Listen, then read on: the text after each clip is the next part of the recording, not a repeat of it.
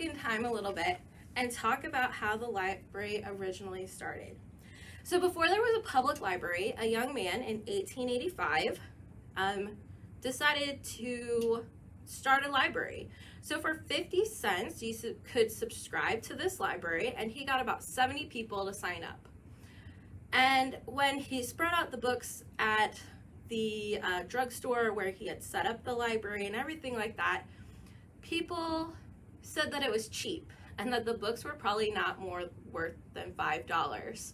Well, it was discovered that he had created a swindle and swindled people out of $35. Then, in 1895, the Ladies Library Association was formed, and for $1 a year, or for $1 the first year, and 50 cents to renew, you could check out books for 2 weeks.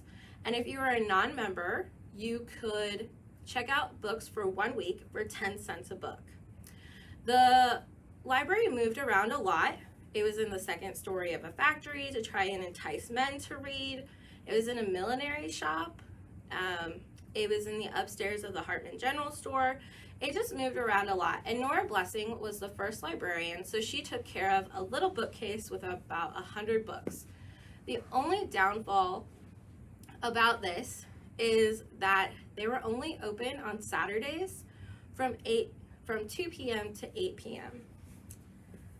So then in 1916, the Thursday Club ladies, which the Thursday Club is still a service group in Napanee today, and they got behind the idea of Napanee having a public library. So in June of 1916, they rented a building, secured 700 curio cabinets to display art and artifacts, and they opened this art exhibit. The art exhibit was open for 1 week in the afternoon and evenings, and the ladies were able to raise $31.50 to start the library fund. Service groups continued to raise funds after that and got on the bandwagon of having a public library, and they hoped that the businessmen of Napanee would soon follow. In 1917, a couple times when library funds were supposed to be raised, they actually decided to give those funds to the Red Cross to help with the war efforts during World War II. Then, in 1919, Belle Stauffer, who had just moved back to Napanee from her husband being a state representative, decided to take up a petition because she wanted Napanee to have a public library. After many discouragements and thoughts of giving up and everything like that, she got enough signatures that she could go to the city judge and ask him to create a library board. So in 1919, that's what he did. He created a library board because she got enough signatures on that petition. The Napanee Library Board first met on May 6, 1919, and it was comprised of 7 members, which we still have 7 members on our board today. Those first members were Nora Shively, Charles Miller, Myrtle Rickert, N.A. Lehman, Claude Stoops, Jacob Hartman, and Bessie Brown.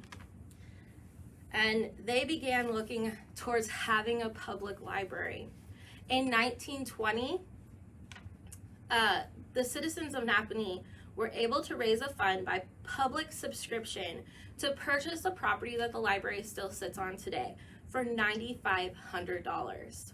That property had houses on it. It had a house and a couple buildings on it, and the house would eventually become the library.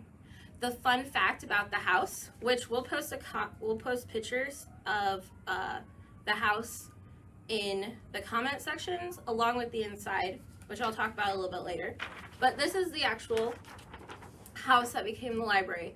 And a fun fact about this house was that it was the first photographer in Napanee's home and studio, where he created 324 photographs of Napanee prior to 1900. And so this served as the library's home for 15 years before the 1936 library was built. But another fun fact is this house is still standing today. It sits on West Walnut Street beside the Living Gospel Church. Also in 1920, Mr. G.N. Murray gave 30 years of Napanee news in bound volumes to the library board. In October of 1920, the library board was able to have a book shower, and they were given 643 books so that they could start the library. At that time, they said to the newspaper that they hoped that they could secure a librarian and open by October 1st.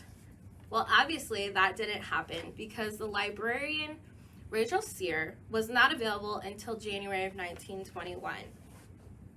And in those board minutes of when they were going to start the library and things like that, it says, Miss Sear brought up the question as to the proper time to open the library.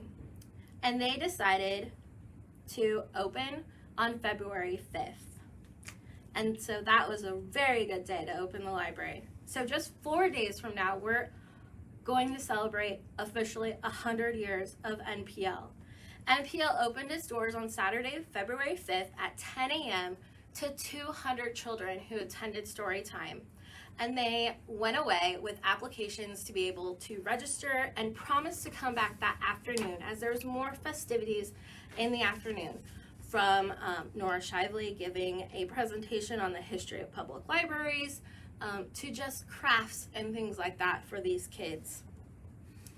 And we have the Borrowers Register from February 21 to December of 1930. And this has the first register patron as being an 11-year-old Harold Replica.